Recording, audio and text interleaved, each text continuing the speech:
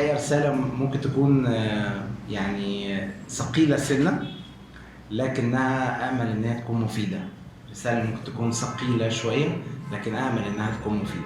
عشان كده هبدأ معاكم ب3 شواهد كتابية، ويهمني كنقط أساسية أوضح لكم حاجة: أهمية الشواهد الكتابية اللي قبل الكلمة. لأن إحنا أي حد بيتكلم كلمة روحية بيقرأ شاهد كتابي، بس مش عشان يفتتح الكلمة، يعني لازم نقرا حاجه من الكتاب المقدس قبل ما نتكلم. لا، المفروض الشواهد الكتابيه دي اللي بتبني عليها الكلمه، يعني الكلام اللي بيتقال ده بعد كده مبني بناء على فهم الشواهد الكتابيه اللي موجوده، واكن الكلمه اصلا بتشرح الشاهد والتطبيق العملي للشاهد الكتابي. فاحب انكم تركزوا يعني في الشواهد الكتابيه اللي هتتقال. يعني انا هقرا 3 شواهد. اول شاهد هنلاقيه في سفر التثنيه اصحاح رقم 8، لو معاكم على الموبايل او هيطلع على الشاشه يعني تقدروا تقروا. تثنيه 8 من اول عدد 1. بسم الله والابن والروح القدس الله الواحد امين. جميع الوصايا التي انا اوصيك بها اليوم تحفظون لتعملوها، لكي تحيوا وتكثروا وتدخلوا وتمتلكوا الأرض التي أقسم الرب لآبائكم، وتتذكر كل الطريق التي فيها سار بك الرب إلهك هذه 40 سنة في القفر، لكي يذلك ويجربك ليعرف ما في قلبك، أتحفظ وصاياه أم لا؟ فأذلك وأجاعك وأطعمك المن وآبائك، لكي يعلمك أنه ليس بالخبز وحده يحيا الإنسان، بل بكل ما يخرج من فم الرب يحيا الإنسان.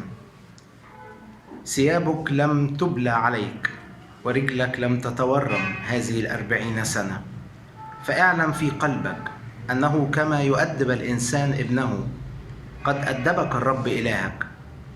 واحفظ وصايا الرب إلهك لتسلك في طرقه وتتقيه، لأن الرب إلهك آتي بك إلى أرض جيدة. الشاهد الثاني من سفر حزقيال النبي وإصحاح رقم سفر أرميا النبي إصحاح رقم 18. أرميا 18 من أول عدد 1 برضو. الكلام الذي صار إلى أرميا من قبل الرب قائلا: قم انزل إلى بيت الفخار وهناك أسمعك كلامي. فنزلت إلى بيت الفخار وإذ هو يصنع عملا على الدولاب، ففسد الوعاء الذي كان يصنعه من الطين بيد الفخار، فعاد وعمله وعاء آخر كما حسن في عيني الفخار أن يصنعه. فصار إلي كلام الرب قائلا: أما أستطيع أن أصنع بكم كهذا الفخار يا بيت إسرائيل؟ يقول الرب: هوذا كالطين بيد الفخار، أنتم هكذا بيدي يا بيت إسرائيل. تارة أتكلم على أمة وعلى مملكة بالقلع والهدم والإهلاك، فترجع تلك الأمة التي تكلمت عليها من شرها، فأندم عن الشر الذي قصدت أن أصنع بها. وتارة أتكلم على أمة وعلى مملكة بالبناء والغرس، فتفعل الشر في عيني فلا تسمع لصوتي، فأندم عن الخير الذي قلت إني أحسن إليها به. الشاهد الثالث من العهد الجديد من رسالة العبرانيين وإصحاح رقم 12. عبرانيين 12 عدد 4. لم تقاوموا بعد حتى الدم مجاهدين ضد الخطية، قد نسيتم الوعظ الذي يخاطبكم كبنين. يا ابني لا تحتقر تأديب الرب ولا تخر إذا وبخك، لأن الذي يحبه الرب يؤدبه ويجلد كل ابن يقبله. إن كنتم تحتملون التأديب يعاملكم الله كالبنين، فأي ابن لا يؤدبه أبوه. ولكن إن كنتم بلا تأديب قد صار الجميع شركاء فيه، فأنتم نغول لا بنون. ثم قد كان لنا آباء أجسادنا مؤدبين وكنا نهابهم، أفلا نخضع بالأولى جدا لأبي الأرواح فنحيا؟ لأن أولئك أدبونا أياما قليلة بحسب استحسانهم، وأما هذا فلأجل المنفعة لكي نشترك في قداسته. ولكن كل تأديب في الحاضر لا يرى أنه للفرح بل للحزن، أما أخيرا فيعطي الذين يتدربون به ثمر بر للسلام. لذلك قوموا الأيادي المسترخية والركب المخلعة، واصنعوا لأرجلكم مسالك مستقيمة، لكي لا يعتسف الأعرج بل بالحري يشفى. نعمة الله الآب تحل على أرواحنا جميعا، آمين. واضح طبعا من الشواهد إننا هنتكلم كده على يعني يد الله وهي بتشكلنا. الشاهد الأول اللي في سفر التثنية بيتكلم إن إزاي ربنا بيقول للشعب في نهاية 40 سنة رأيه هو في 40 سنة، مش رأيهم هم في 40 سنة. 40 سنة اللي خرج فيها بني إسرائيل من مصر. ربنا بيتكلم في سفر التثنية. بالمناسبة سفر التثنية سموه تثنية ليه؟ تثنية يعني تاني، يعني عيد الكلام اللي اتقال في الخروج. فحتى هو اسمه من الرسالة بتاعته تثنية، يعني هنكرر الكلام اللي اتقال في الخروج. فهتلاحظوا فيه حاجات متشابهة ما بين موسى بعد يعني قرب دخول أرض الموعد. الأسفار اللي قبل كده اتكتبت قبل دخول أرض الموعد، فعاد تاني الكلام، وإن كان أكتر بيركز على المعاملات. يعني الأسفار بتاعت اللاويين بتركز على الأحكام والشرائع، في التثنية بيركز على المعاملات. فبيقول لهم الجزئية دي اللي احنا قريناها رأيه هو في 40 سنة اللي مروا بيهم، مش رأيهم هم في 40 سنة. لأن هم رأيهم في 40 سنة أنها ممكن تكون راحت ضاعت، جيل خرج تاه في البرية وما كسبش حاجة يعني. لكن هو بيقول ربنا أذلك وأجاعك، ويمكن يستخدم مصطلحات صعبة. والحقيقة الثلاث شواهد اللي اتقروا فيهم كلام صعب تجاه الله. يعني هل معقول الله يقول كده؟ يكون هو ده اللي بيعمله فعلا؟ بس هو في النهاية يقصد يوصل شيء ربنا. على نفس الفكرة اللي بنتكلم فيها ان الله بيندم، مثلا بنتكلم فيها ان الله بيشبه بمشاعر بشرية. لما قال له مثلا اندم على الشر موسى. يعني القديس يوحنا كاسيان لما يجي يشرح الفكرة دي يقول في حوار من الحوارات بتاعته او مناظرة من المناظرات بتاعته، يقول ان تشبيهات الله لنفسه عشان يقدر يفهمها الانسان بيوصف بيها بامور بشرية. فلما يقول مثلا ان هو رفض، فيقصد يقول انت وصلتني للدرجة اللي عشان اوصف لك بيها حالك بقول لك اني رفضتك. انت وصلتني للدرجة اللي عشان اوصف لك بيها حالك بقول لك ان انا حزنت.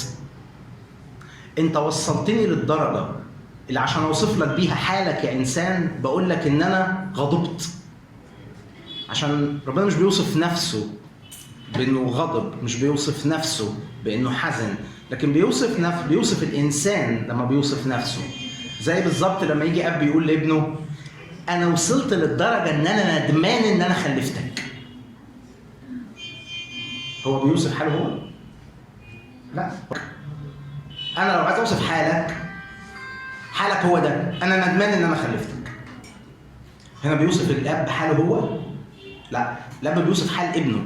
أو بالظبط ربنا لما بيتشبه بتفاعلات أو أشياء بشرية تبدو أنها سلبية يقصد أن يصف بها حال الإنسان مش حاله هو، لأن الله منزه عن أي انفعالات بشرية. فهو بيقول الفترة دي أذلك وأجاعك وأطعمك أشياء ما كنتش تعرفها عشان تعرف حاجات، عشان تعرف أن ليس بالخبز وحده.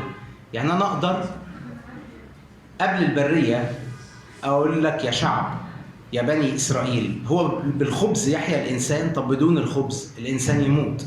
لكن بعد ما مريت بفترة البرية دي تقدر تصدق إن ربنا بيعرف يبعت خبز، تقدر تصدق إن ربنا بيعرف يفجر مية. قبل البرية ما كنتش تعرف كده، ما كنتش تعرف كخبرة حقيقية. يمكن عشان كده حصلت البرية. فاللي حصل في البرية كان تشكيل للشعب عشان يتعلم مبادئ روحية يبدو ان هو مش هيتعلمها الا بالطريقه دي. نفس الفكره نلاقيها في الشاهد اللي قريناه من سفر حزقيال لما يقول في ارميا لما يقول ان الدولاب بيد الفخاري هكذا انتوا بيدي يا بني اسرائيل. لما فسد الوعاء عاد وصنعه وعاء جديدا. يعني يقصد يقول ان وارد الفساد حطوا الفخاري في حساباته، وعارف كويس قوي ان هو بيعرف يخلق من الفساد نجاح. بس مش لازم يكون المشكلة دايما في الفخاري ان الوعاء فسد. اوقات اي حد يعني بيشتغل شغل هاند ميد يعرف الفكرة دي. اي حاجة هاند ميد، اي حرفة هاند ميد فيها الفكرة دي. يقولك الصنايعي ده بيفرق عن الصنايعي ده في المادة الخام تاني، بس لما تيجي تتكلم معاه مش هري يعني، هو يقول لك لا انا الخامه دي غير الخامه دي، هي نفس الشكل ونفس المنتج بس الخامه غير الخامه. فوارد بتكون الخامه مش جيده في يد الفخاري، وارد تكون الخامه نفسها مش جيده في يد الفخاري، والدليل على كده انه نجح بعد كده. يعني هو لما شكل الخامه دي تشكيل مختلف، لما هو اعاد صياغتها تاني زي العجينه كده اللي اوقات نضيف لها دقيق او نضيف لها ميه عشان تبقى افضل، فتيجي الست اللي بتعجن او تخبز او بتعمل اي حاجه تلاقي مش ماشيه في ايديها العجينه، فتقول لك عايزه دقيق اكتر، فتقول لك عايزه ميه اكتر، عشان تعرف هي عندها، هي بتعمل كواليتي كنترول مع روحها كده، هي عارفه العجينه امتى اللي هتجيب السمك اللي انا عايزاه، تبقى ماشيه في ايديا كده بشكل معين، فبتعمل لها كواليتي كنترول ده. فربنا بيقول كده انا اعرف اخد العجينه بتاعتكم واشكلها عشان تنجح في الاخر، بس يمكن بيبان في المرحله الاولى انها بتفسد. نفس الفكره برضو نجدها في كاتب رساله عبرانيين معلمنا بولس الرسول لما يقول ان كنتم بلا تأديب فانتم نغول يعني ابناء غير شرعيين لا بنون، فاي ابن لا يؤدبه ابوه. معلش انا لو ابني بيلعب مع حد تاني في الشارع والواد التاني كان شويه كده يعني اظهر مواقف فيها قله ربايه، تفتكروا انا هروح اقول له انت قليل ربايه وازاي تعمل كده وازاي تسوي كده وانت المفروض تعمل كده واديله كده كورس يعني لا، هنقول له تعالى هنا ايه اللي انت عملته؟ انا ما عملتش حاجه، انت كذا، طب خد بالك ان اللي حصل ده فيه كذا وكذا وكذا، وانا افضل انك ما تحتكش بالشخص ده في المنطقه دي على الاقل تاني، احتك بيه في اي حته تاني لكن جوه المنطقه دي لا. طب لو ابني هو اللي عمل كده لا طبعا الوضع هيبقى مختلف، طب ليه عملت مع ده كده والتاني ما عملش معاه كده؟ لانه مش ابني. أأدبه ليه؟ هو ممكن اصلا يقول لي انت مالك، لو قال لي انت مالك طب هقول له ايه طيب؟ ابويا راضي، انت مالك؟ فهو بولس الرسول او كاتب الرساله بيقول كده هو ان يعني في النهايه اي ابن بلا تأديب هو ابن غير شرعي، ما يفرقش مع ابوه، بس بيقول لنا فكره نقدر نحطها في الثلاث شواهد جميله جدا. دايما التأديب بيقابل بحاجتين هو بيوصي بيهم بولس الرسول، بيوصي بيهم كاتب المزمور. خلي بالك لا ابني لا تحتقر تأديب الرب ولا تخر اذا وبخت. بلاش تحتقر التأديب وتقول ملوش لازمه، هو لزوم. دايما دول اكتر آفتين في اي تأديب، اني احتقره او اتذمر عليه او اخور منه، يعني اقول خلاص انا ههرب، انا ما حدش يمد ايده عليا كده، ما حدش يكلمني بالطريقه دي. يا اما تستقله تحتقره يا اما تخور منه، يعني ما تكملش فيه للنهايه. ودول اللي مش قالهم يعني تخديم المزمور، يا ابني لا تحتقر تأديب الرب ولا تخر اذا وبخك. ليه؟ لان اي ابن لا يؤدبه ابوه. دي الحقيقه اللي ربنا بيشكلك بيها بشكل او باخر. عشان كده يعني فيما تبقى من الوقت حابب اشارككم بثلاث نقط رئيسيه وثلاث انواع من يد الله في تشكيلنا. بس عايز اقول لكم حاجه اهم من اللي انا هقوله، يعني اللي انا هقوله دلوقتي اهم من الثلاث نقط اللي انا هشارككم بيهم. هو ان لو انا ليا علاقه حقيقيه مع الله، يعني ايه حقيقيه مع الله؟ مخدع ثابت، علاقه ثابته مع ربنا، فيها قلبي مفتوح مع الكلمه ومفتوح مع ربنا، هوفر كتير قوي من معاملات التأديب دي في الحياه. لو انا قلبي مفتوح على ربنا، حساس للكلمه، عارف يطيع كده ويقول ان كلامك يا رب صالح واللي انت قلته هو الصح، وانت ربنا اللي يحسن في عينيك يتم. لما ربنا يكلمني عن محبه اسعى ان انا احب. كل ما اكون رقيق في معاملات الله كل ما هوفر كتير قوي في التأديب. على فكره الكلام ده منطقي جدا مش محتاج مفاجاه، لان لو افترضنا اب عنده ابنين او بنتين حتى ولو توأم، تفتكروا ممكن تلاقي مع حد منفعل قوي وطريقته اجريسيف قوي ومع حد تاني دلعه شويه.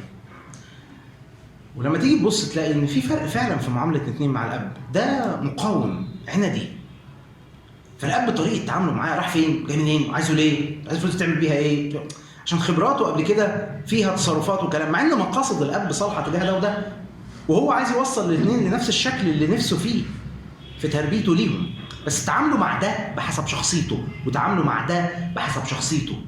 فعارف ان ده عاقل، عارف ان دوا مش بيطير ورا الكلام، عارف ان دوا مش هجاص مش اي كلام بيقوله وخلاص، مش بيثبت. فلما بيجي يقول له حاجه ويطلب منه طلب، طبيعه مناقشته معاه غير مع العيل التاني.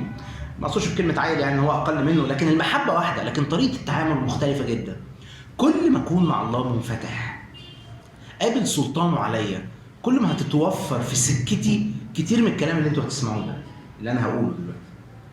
يعني اللي انا هقوله ده مش قدرنا، مش قدرنا، مش لازم هيحصل في حياه كل منا، ومش بنفس الدرجه اللي هتطرح بيها الامر. لان كل ما هكون مع الله قلبي مفتوح لي وحساس لي، قابل سلطانه عليا.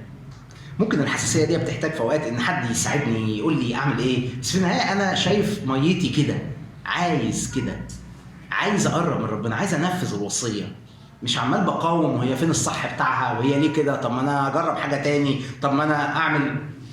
اوكي، مفيش اي مشكله. في حق شخص بيقبله ويستلمه من مصدر موثوق فيه ويستقبله على انه حقه يعيش بيه، وفي شخص تاني من حقه جدا ان يمشي مسيره حياه يعرف فيها ان ده حق فعلا. مفيش مشكله. في شخص بيقدر يعيش على خبرات الاخرين ويستفيد منها طالما الاخرين دول فعلا هو واثق في محبتهم، يعني واثق في صلاحهم ويكمل عليه. وفي شخص تاني لا، انا لازم افحص كل حاجه، انا مش مطالب ان انا استقبل كل حاجه منكم واعملها زي ما هي وامشي فيها زي ما هي. حقك برضو جدا، ومش بقول ده على من باب السخريه، دي حقيقه فعلا. في شخصيات لازم تجيب اخر الغلط عشان تعرف ان هو غلط.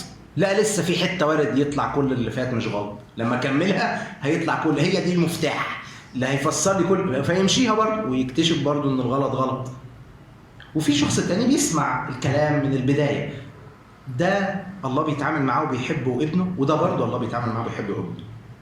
بس اللي اقصد اقول لكم ان ده مش قدرنا، يعني اننا لازم نتحط في اننا يذلنا ويجوعنا ونتحط على الدولاب وبيكون لا يرى للفرح بل للحزن. يعني مش برضه اون واوف، مش واحد بلا تأديب خالص واحد كل، لكن في رينج دايما يعني، وفي نورمال رينج كده، يعني في نورمال رينج لكل حاجه. بس في شخص بيبقى عايزها زياده شويه، في شخص اقل شويه، لكن في طبيعي نورمال رينج.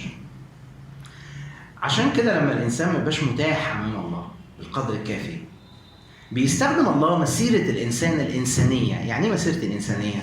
حياتي اللي هي اشترك فيها مع كل الناس، مسيحيين او غير مسيحيين، اسمها المسيره الانسانيه، اللي هي ايه؟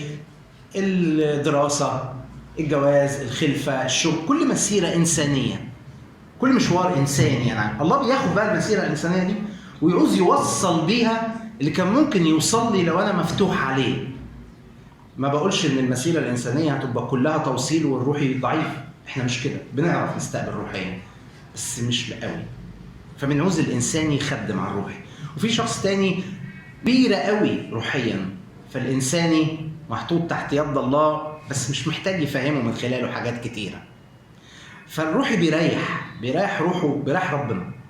الروحي مريح لنفسه ومريح لربنا، ان هو يفهم ربنا ويتعامل مع ربنا بشكل معين. هو الله يعني فخور بيه، السكه اسهل ومشواره في العمق الى حد ما اقصر. لكن مش كلنا بناخد كل روح، والانساني يبقى ما فيهوش شيء بنتعلمه.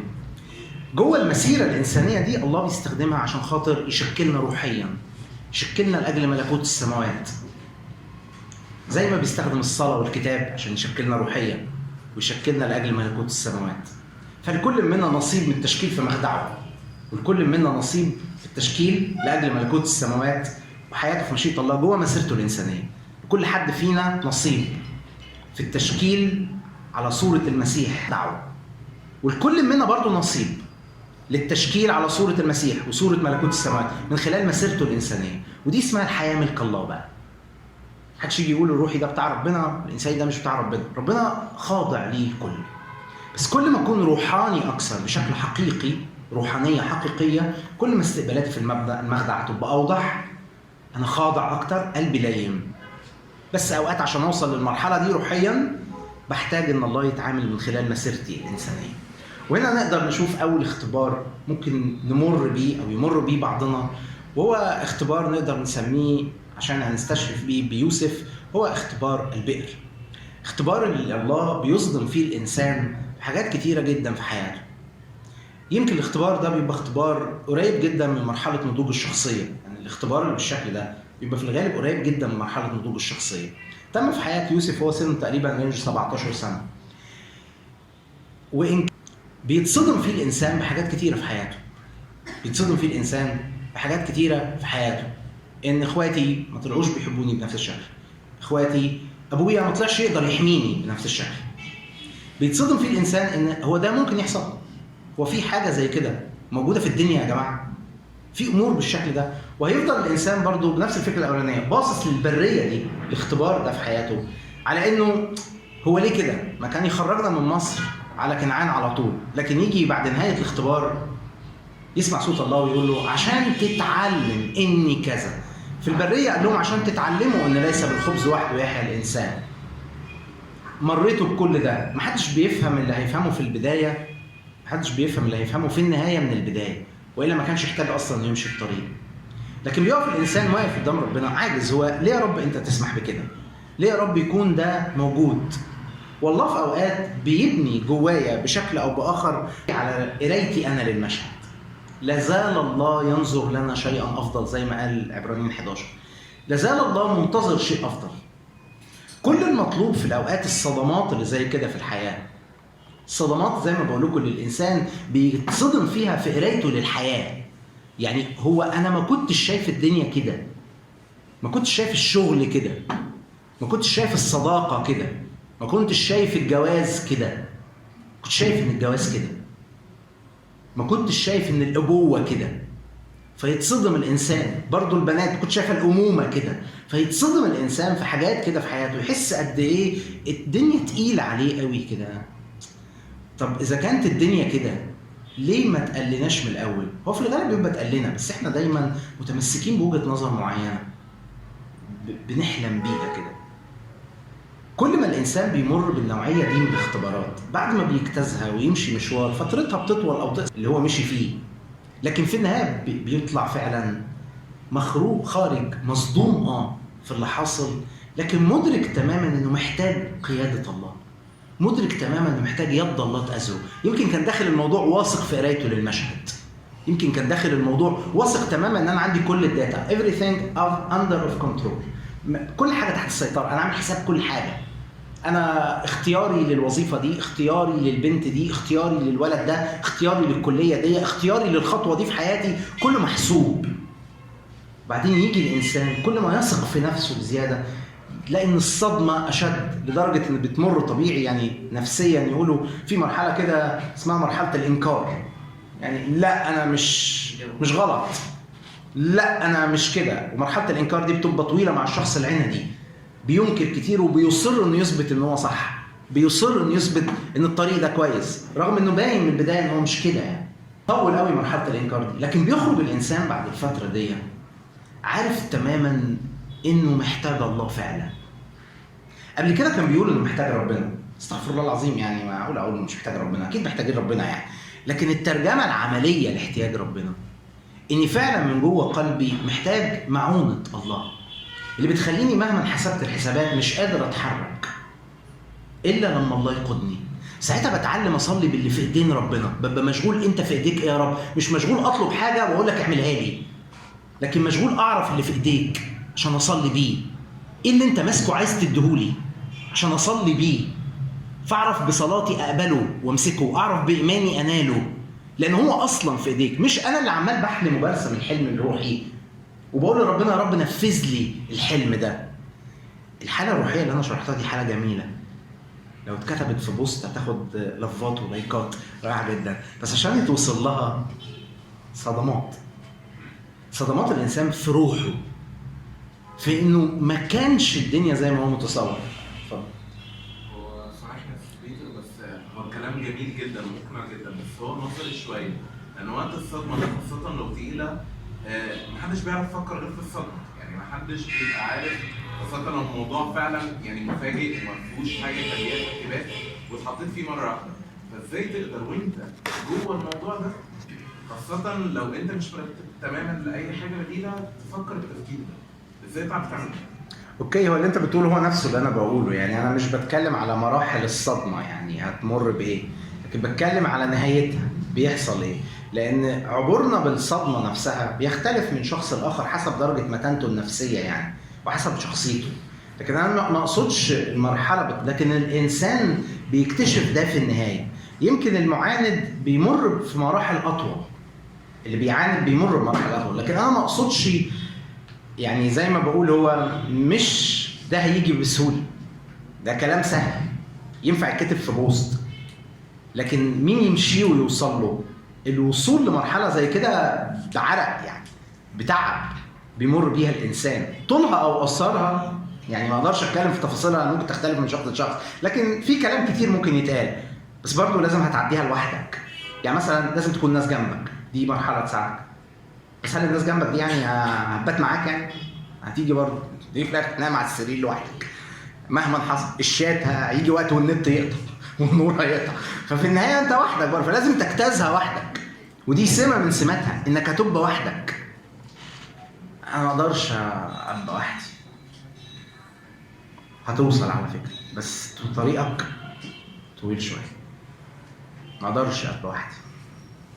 طب تفكيرك يكون ايه ساعتها؟ هو لازم يكون غلط عشان يبقى صح. محدش بيتولد مش بيمر بحاجه غلط ما بيتصدمش، ولو اتصدم ما اتصدمش مش هيتشكل. في حاجات كده ولا كده لازم الانسان يتصدم بيها، كده ولا كده. فهو يعني اذا كنت بتسال السؤال لاجل الحمايه، فهي اوقات كتيره بيبقى في اذى، واجتياز الاذى ده هو البركه. يعني هقول لكم على حاجه مثلا، في حد ممكن يختبر التعزيه بدون حزن؟ لو ما حزنتش مش هتختبر التعزيه ابدا. يعني رب انا مش عايز احزن، فعمرك ما هتختبر يعني ايه تعزيه. يعني انا فرحان وربنا عزاني، ربنا حزين وربنا عزاني، فمش هعرف اختبر في اختبارات ما. ده الحياه على الارض يا جماعه. السماء فيهاش الكلام ده. السماء يوم ما هيجي حد يعيط كده في السماء ربنا يمسح كل دمعه، مش هتسمح حتى للدمعه انها تنزل، فهنتشفي من كل حاجه. لكن على الارض هنا اوريدي في حاجات بتشوهنا من جوه او بتتعبنا. المجتمع نفسه مشوه، والعالم ساقط، يعني لاهوتيا العالم ساقط، يعني نفسيا العالم مشوه. فده بيطولني في الميديا، بيطولني في التربيه، بيطولني في المجتمع اللي انا عايش فيه، فكده ولا كده بيأثر عليا، فبصدقه، بصدق التشوه ده، فبتصدم. والصدمه دي ضروريه، واللي اكد ده شخصيه زي اللي بنتكلم عليها يوسف. يعني يوسف هو ايه ذنبه في اللي حصل له؟ ودايما هتسال نفسك في اوقات الصدمه، طب انا عملت ايه عشان اتصدم الصدمه دي؟ ما اللي اداني المفهوم ده هو الغلطان، اللي خلاني ابص للدنيا. يا عم هو لو كان اداني حاجه غيره كنت صدقتها، ما كنت اصدقها برضه. ليه الزوم الصدمه؟ السؤال اللي هو لو سالته لنفسي هو ليه حصل ده؟ على قد ما انا معايا حق فيه بس مش هلاقي له اجابه. ما هو كان ممكن اامن بحاجه تاني، ما امن بالصح على طول، ما اتولد ما امن بالصح، فاهم الدنيا صح. مش هتحصل. ليه؟ لاني بكتسب امور وسط والله بيخلق من خلال التعب ده. خلاص الله لم يخلصنا من الالام لكنه خلصنا بالالام. فدي طريقه الخلاص اللي بتتم، يعني مش الطريقه الوحيده يعني، لكن طريقه بتتم جوه حياتي فيها صدمات بيعاد تشكيلي فيها. تشكيل ايه؟ تشكيل مفاهيمي. محدش هيعرف يحمي نفسه، بس اللي اقدر اعمله ان اكون متقبل ان اكون وحدي ومستمر امين. دول اكتر وقت او اكتر حاجتين يقللوا الفتره دي اني استمر امين. لان انا لو ما بقيتش امين وسط وقت ما اتصدمت في روحي هعطل اللي المفروض افهمه في الاخر. كده يعني على راي علي ربيع، يعني هتعرف في الاخر، يعني في الاخر هتعرف. يعني ما حدش عارف من الاول، هي في الاخر هتتعرف. لكن لازم تمشي عشان تعرف، لازم تجيب اخرها عشان تعرف تعمل ايه عشان اخرها ده ما يبقاش متاخر، عشان ما يضيعش عليك. بكون امين وقابل اني اكون لوحدي. يا شباب، اني اكون لوحدي مش معناه ان ده قدري. ان اكون لوحدي معناه اني ربنا عايز كده في اوقات في حياتي. مش طول الوقت ربنا عايزني وسط الناس، مش طول الوقت ربنا عايز ناس جنبي. في كلام مش هعرف اسمعه، في كلام مش هعرف اسمعه الا لوحدي. مبارك وجود ناس في حياتي بتحبني وبحبها، لكن في حاجات مش هعرف افهمها غير لوحدي. مش كل الامور حد هيفهمها لي. في امور روح القدس محتاج ان هو يناجيني ويلقني الفهم قطره قطره، وافهمها من هو. عشان كده اللي بيقف يصلي وليه علاقه مفتوحه على ربنا بيوفر جدا على روحه حاجات كتيره، وبيوفر برضو معاه الفتره دي. لكن بخرج من الاختبارات دي والنوعيه دي من الاختبارات اكثر توكالا على الله، واكن الله هو توكالي الاول. الله هو توكالي الاول، هو حبي الاول، هو اكتر شيء انا بحبه، اكتر شيء اقدر اضع فيه ثقتي. في نوعيه تاني من الاختبارات نقدر نسميها اختبارات لاعاده التشكيل، او بمعنى ادق هز الثوابت او كسر الاعتمادات. يعني في امور انا بعتمد عليها بتقع، ودي مرتبطه اكتر بحالات الفقد. اما افقد حد عزيز عليا بالذات لو بتكل عليه، عارفين كده الايه اللي بتقول المزمور كما يحرك النسر عشه وعلى فراخه يرفه. فالنسر لما بيجي يعلم اولاده الطيران بيرميهم عشان يفردوا جناحاتهم ويحاولوا يطيروا، وقبل ما يصطدموا بالارض يرجع يلقطهم ويرميهم تاني، يطلع بيهم تاني ويرميهم، وهم بينزلوا يلقطهم وياخدهم ويرميهم. وعشان يعمل ده لازم يهد العش. فالنسر بيهد العش، نفس الايد اللي بنت العش هي اللي بتهده. ودي بتحصل في اوقات في حياتنا، وبتصطدم في ربنا في اوقات ان الموضوع منك ليه بيروح. مش انت انا بني الموضوع ده بكل خطوه انت كنت معايا فيها، ليه انت اللي بنيت العش بتهزه؟ ليه ده انت النسر هو اللي بني العش، ليه انت تهز العش ده؟ ليه تعمل كده؟ في الاوقات دي بيقف برضو عنده علامات استفهام على امور كتيره، ومش عارف هو ليه الامر كده، ومش مدرك ان يعني ما انت اللي خرجتنا من ارض مصر. هو احنا ما كناش عايزين نخرج اصلا، ده انت عمال تجيب ضربات، وده انت خرجتنا بالغصب، بالاقناع اشتغلت وبالمعجزات اشتغلت لحد ما يعني خرجنا شبه غصب عننا، ما كانش قدامنا اختيار، سديت كل الاختيارات عشان نتحرك في الموضوع. تروح مطلعنا على البريه، لان الله مقاصده ناحيتنا يمكن اسمى شويه من مقاصدنا احنا لنفسنا. احنا محصورين اكتر في دايره الراحه. كتاب يتكلم كده على مؤاب في نبوه ارميا ويقول كده: مستريح مؤاب منذ صباه ومستقر على درديه، لم يفرغ من اناء لاناء ولم يذهب للسبي، لذلك بقي طعمه فيه ورائحته لم تتغير. مؤاب مستريح منذ صباه ومستقر على الدردي ده عامل كده زي رواسب العنب لما يجوا يخمروه، او زي تفل الشاي كده، بيعمل شاي كشري كده فيه تفل كده، ففي اهو ده الدردي مستقر على الدردي، لم يفرغ من اناء لاناء. عشان اشيل التفل ده في الشاي لازم افرغ الشاي واكب التفل وارجع تاني، لما باجي ابرده بعمل كده الشاي يعني.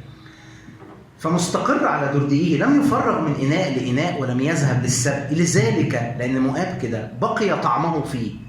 هو تمر عليه تلاقيه هو.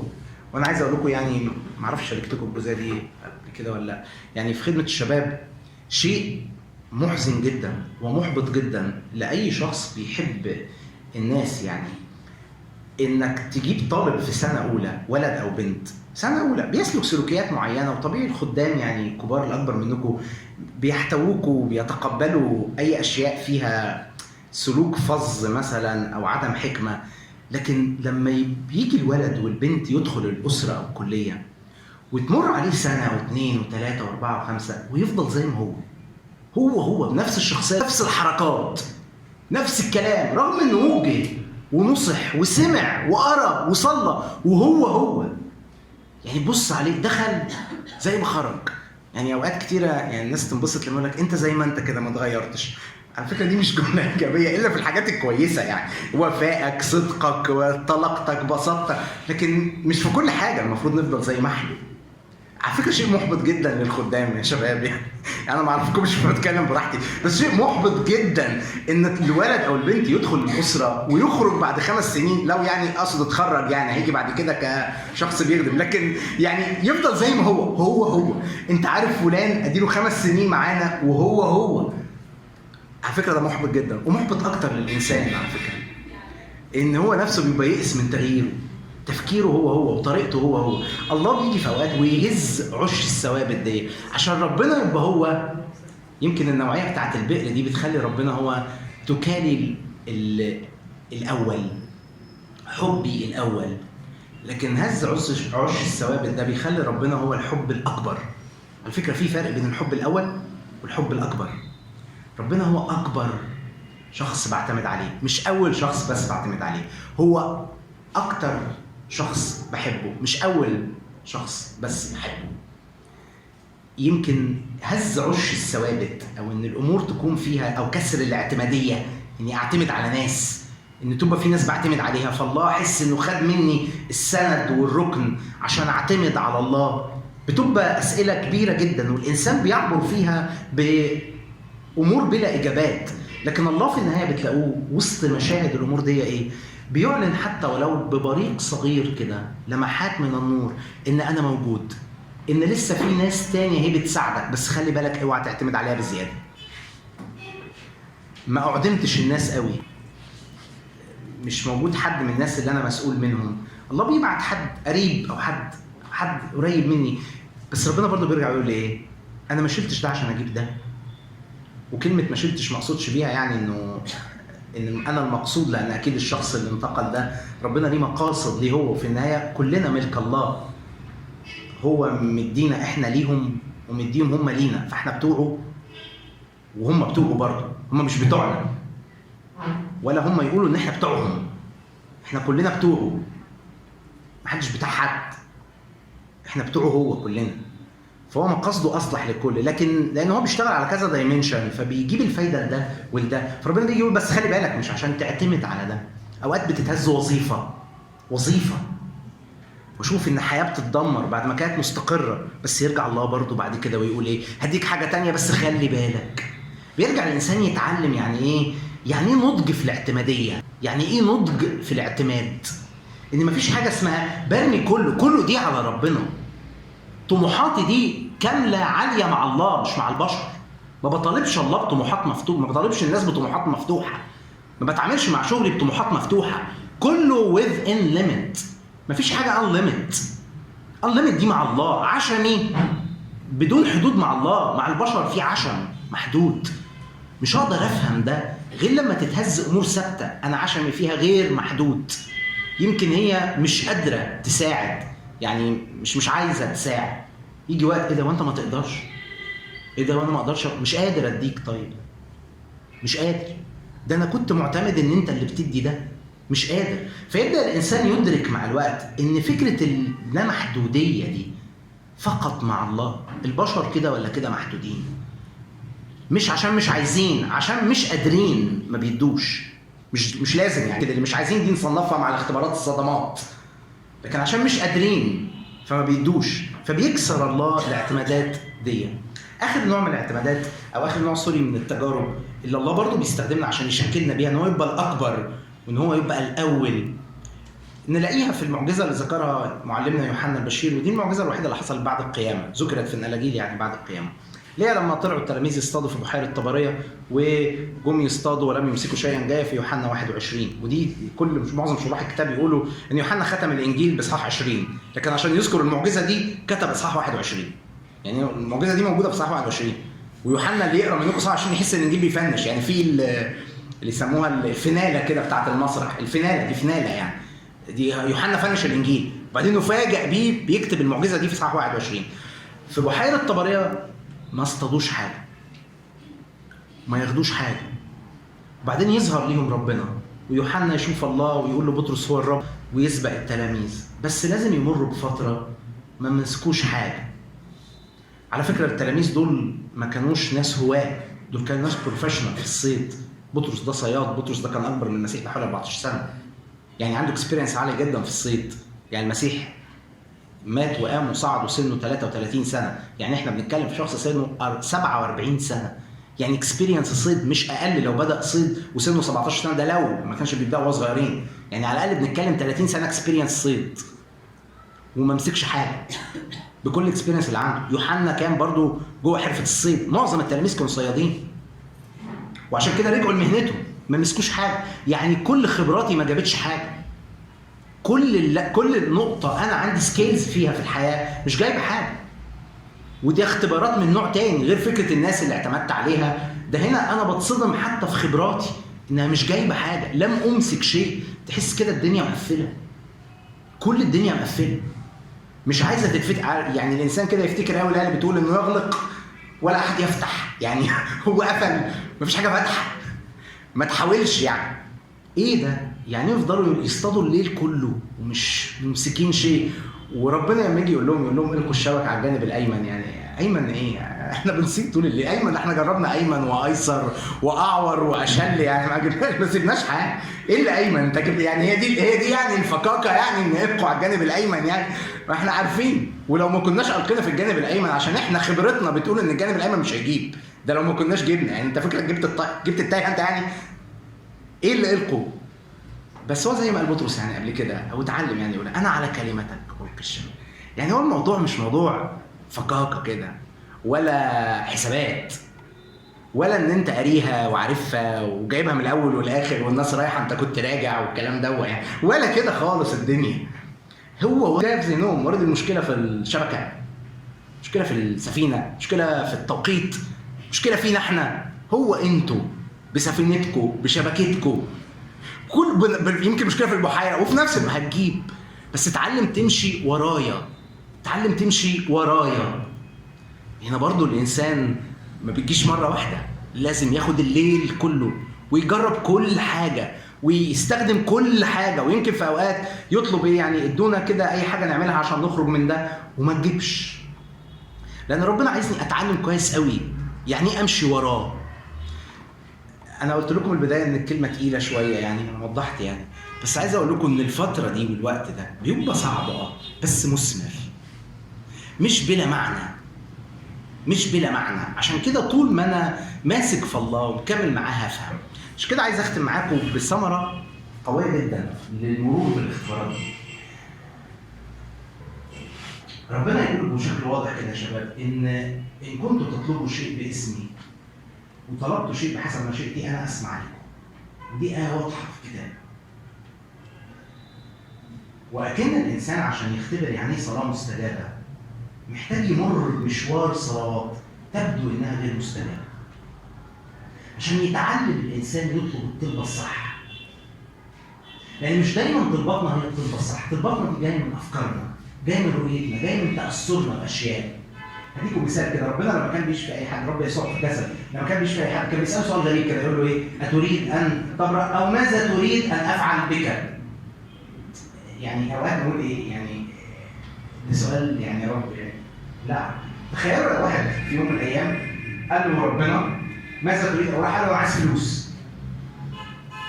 على فكره الكلام ده اتقال بس مش على ربنا، اتقال على عبود سبحانه لما كانوا ماشيين الموقع، انتظر ان ياخذ منهم صدقه.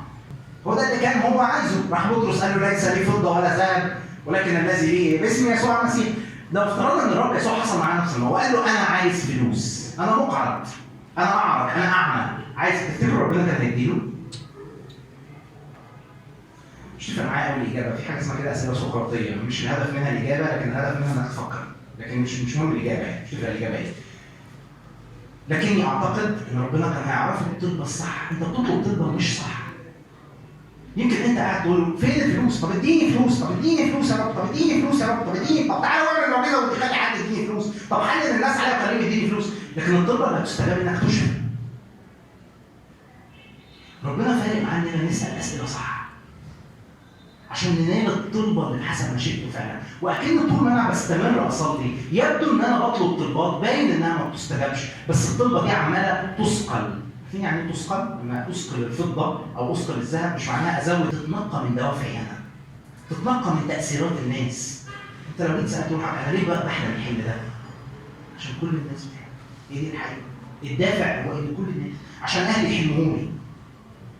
اشمعنى فلانه كده وانا مش كده؟ هو ده الدافع اللي مخليك عايز. يبدو ان مش عشان الطلبه مش هتستجاب، لكن انا محتاج تتنقى حياتي من دوافعي انا عشان اعرف اصلي مشيئة الله. لان ربنا امين وقال ان طلبتوا شيء باسمي انا هسمع. طب ايه ده؟ منين بتصلي؟ هو معقول طلباتنا دي مش بمشيئته؟ يبدو ان الوصول لصلاه بمشيئة الله يتخلل تشكيل لينا، فتبان من الصلوات انها مش بمشيئته. بس فعلا الصلاه مستمره لاجل الامر بتغير فيا انا حاجات.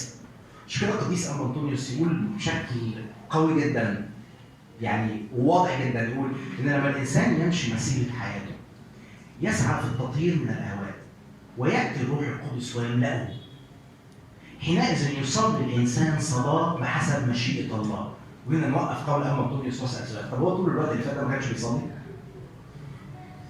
ده بيقول لما يتطهر من هوائه والروح القدس يملأه يصلي صلاة بحسب مشيئة الله. طب قبل كده كان بيصلي بايه؟ صلي بنفسه او شويه كده شويه كده، يعني بلاش نظلمه من شويه كده وشويه كده، شويه كده صلوات من عندي انا، شويه صلوات بحسب مشيئته هو، وعمال اخبط ده بده اخبط ده بده. لكن انا طول ما انا ماشي في الشارع، طول ما انا ماشي في حياتي، طول ما انا ماشي في شغلي، طول ما انا عمال بتنقى. هختم لكم بمثال يوضح برضه الفكره دي. هو الرب يسوع المسيح سمع لصلاته في السيماني، مع ان الكتاب بيقول ايه؟ قدم بصراخ شديد وبدموع وطلبات للقادر ان ينقذه من الموت وسمع له من اجل تقواه. معنى كده ان الامكن فلتعبر عني هذه الكشف. بالنسبه برضه عشان ما حدش يوصل، عشان انا يعني دايما الاسئله اللي بتيجي ان ليه ربنا تشبه انه حزين كده، فبحب في النص دي كده. هو عمل كده عشان بناسوته يختبر كل ما اختبره، عشان بنفس الضعف اللي شابهني فيه يقول لتكن لا ارادتي بل ارادتك. فانا اقدر لما اتحد بيه اقول لتكن لا ارادتي بل ارادتك. فهو حقق ده فيه، عاش احساسي بان اعبر عني هذه الكارثه، واداني من خلال اتحادي بيه اقول زيه لتكن لا ارادتي بل ارادتك. هو سمع له في لتكن لا ارادتي بل ارادتك. هو جوه السيماني صلاته اتغيرت.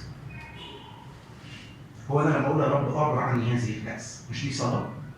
هو لما انا اقول يا رب لتكن لا ارادتي بل، مش دي برضه صلاه؟ يبدو ان السيماني هي مشوار ما بين اعبر عني ولتكن لا ارادتي بل ارادتك. عشان كده معلمنا بولس لما جه يوصف الوقت ده في حياه الرب يسوع قال ايه؟ قال من اجل السرور الموضوع امامه احتمل هنا فهم انجاز التعبير، يعني ابتدى يدرك، ابتدى تتحط عينيه كانسان في الحته اللي المفروض يبص بيها للصليب. يمكن شابهني في ضعفي لما انحصرت في حته حسيت فيها ان انا اقل، ان انا اضعف، لكن رجع تاني. وهنا يعني سر من الاسرار ان يجي ملاك يشدده. يعني مين الملاك ده؟ يعني ايه الملاك اللي يشدد الله ده يعني؟ لكن يقول كده ان جه ملاك شدده. على فكره الملاك ده حير اباء كتيره جدا في كتابات. مين الملاك ده اللي يجي يشدد المسيح؟ وده سر فعلا، بس تشدد وانا محتاج هذا الملاك ايضا اللي ينقل عينيا في الصلاه من حته عشان اصلي بحته تاني. يمكن النقله دي بتعوز اني اتشكل واتغير علشان خاطر اعرف اركن. انا خلاص بختم، ودي اللي على قلبي على فكره، يعني انا اللي على قلبي الجمله دي، انا بقول كل حاجه عشان الجمله دي. اعرف اركن نظرتي الشخصيه اللي بيحصل واستقبل من ربنا حاجه، واستقبل للواقع حاجه. ربنا مش بيقول لي تجاهل ولا بيقول لي الواقع مش كده، ربنا بيقول لي اتعلم معايا وانت بتتشكل كده. ده كده، هو كده، بس ابعد دي. ما بقولكش مش موجوده، ما بقولكش ارميها، ما بقولكش وهم، لكن بقول لك اركن كده عشان تعرف تاخد مني حاجه، عشان تعرف تستقبل مني حاجه وانت واقف قدامي، عشان تعرف تاخد مني شيء وانت بتقرا في كتاب. جه هوشع اتجوز جمر ودي زنت عليه. ربنا ما قالش لهوشع ما زنتش، ربنا ما قالش لهوشع انت ظلمتها، لكن هوشع كنبي. عشان كده كانوا الانبياء بيتصدقوا لانهم عارفين واقع الشعب فعلا، ما كانوش بينكروه. ما هوش وحش بيقولوا انت حلو، هم عارفين ان الشعب وحش، بس ربنا كان بيقول لهم اركنوا الواقع ده. انا بحبه، انا مش بنكر انك وحش، بس انا بحبك. فيتنازل الانسان عن رؤيته الشخصيه، يتنازل الانسان عن امور على نظرته والواقع بتاعه او المفروض او الطبيعي عشان يعرف يستقبل حاجه من عند ربنا. لكن لو فضلت هو كده وهفضل كده وفلان ده هيفضل كده والواقع هيفضل كده والبلد هتفضل كده والشغل هيفضل كده وكل حاجه كده، هروح ربنا كده بيقول لي ايه؟ يا ابني اركن. انا ما بقولكش مش كده، وسع كده، خليني اعرف اكلمك، خليني اعرف اقول لك وجهه نظري انا، بدل ما انت جاي تقنعني باجندتك. انت جاي بتقول لي اجنده تثبت لي فيها ان اللي انت بتقراه في حياتك وفي شخصيتك وفي واقعك وفي بيتك وفي اسرتك وفي شغلتك وفي بلدك هو كده. انا عايز اتكلم، وعشان اتكلم افترض انك غلط، افترض يا سيدي، تنازل شويه، وسع خليك تستقبل حاجه مني انا. يبدو ان التشكيك بيكون في الحته دي، اني اعرف اوسع على ربنا حاجه عشان اعرف استقبل منه شيء. تمام؟ ان شاء الله.